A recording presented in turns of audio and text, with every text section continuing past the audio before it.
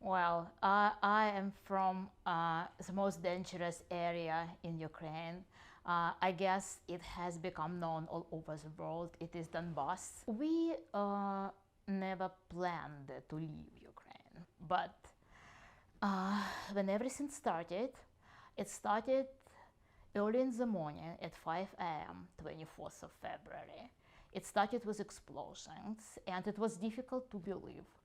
Though everyone knew that the war is inevitable, and instead of falling on the floor, yes, and covering my head, I ran to the window, yeah, and opened the window. My neighbor also opened the window, and we were talking to each other.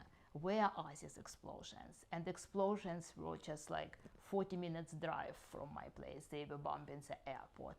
And still, we could not believe.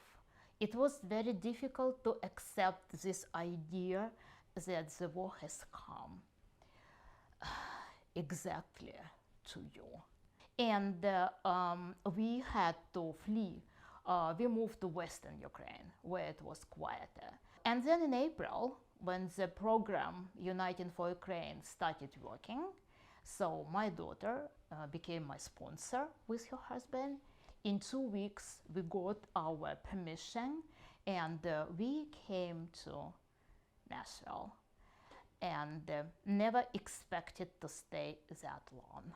The moment I came, I took part in Stand with Ukraine rallies, and I heard so many stories, way more tragic stories, because my story is nothing special, you see.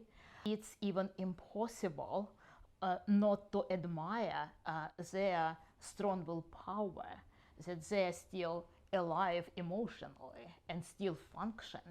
Many Ukrainians have never been abroad, and it's very overwhelming because America is so different from Ukraine, though we all have the same values. That's what I want to tell Ukrainians. No good, no bad, just different. Back home in Ukraine, I had a happy childhood as any other child. Yeah, and started learning English and fell in love with languages.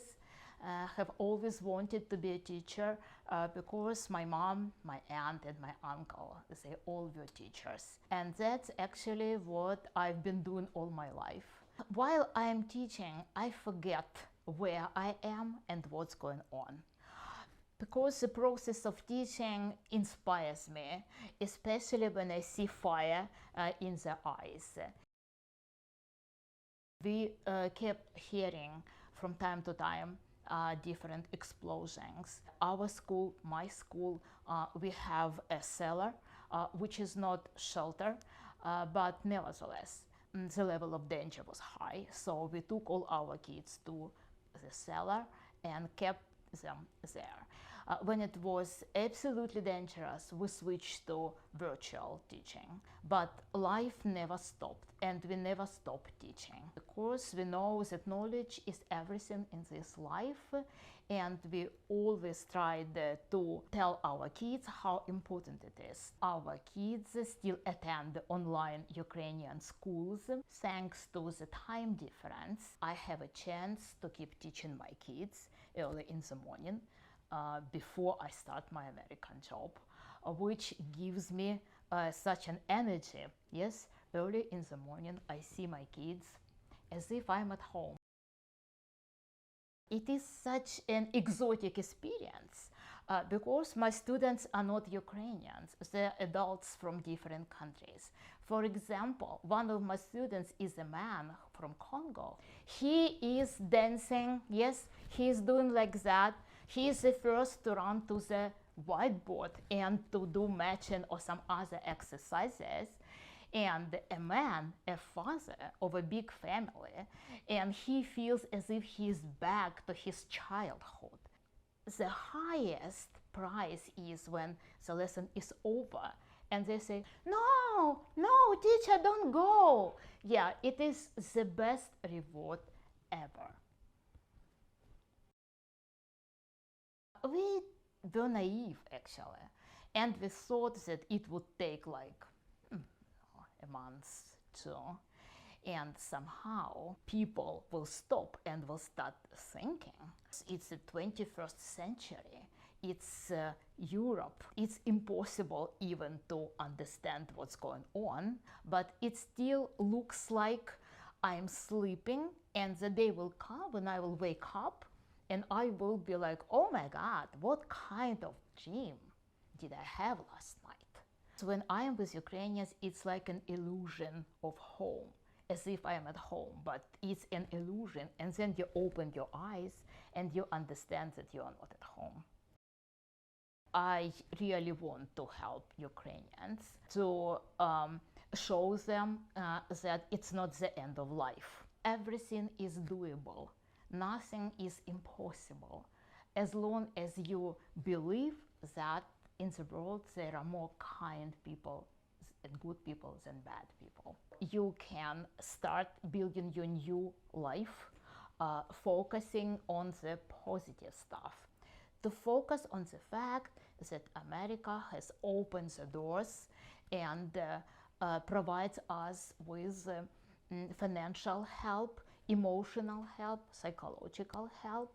And thanks to your organization, which has such a cute name, NICE, it gives, as we in Ukraine say, a hand of hope. It supports us in all possible aspects, and we feel taken care of. That's what is very important. My daughter, she has lived here for 8 years. And before that, she was in America twice as an exchange student. That's why when she got married and moved to Nashville, she didn't have any cultural shock.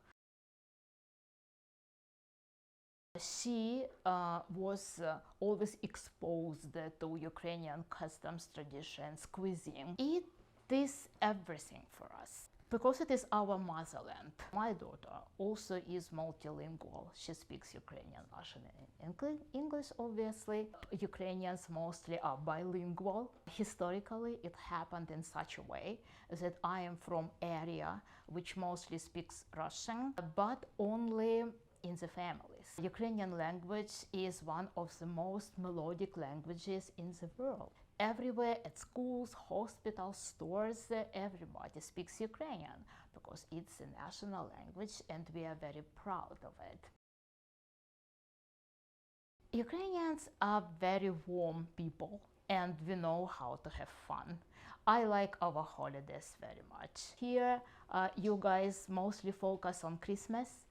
So for us, Christmas is not as important as New Year. Behind me, you see the tree decorated in the way as we used to do back home. That's what brings joy and some hope. Life still goes on, and hopefully this nightmare will be over soon.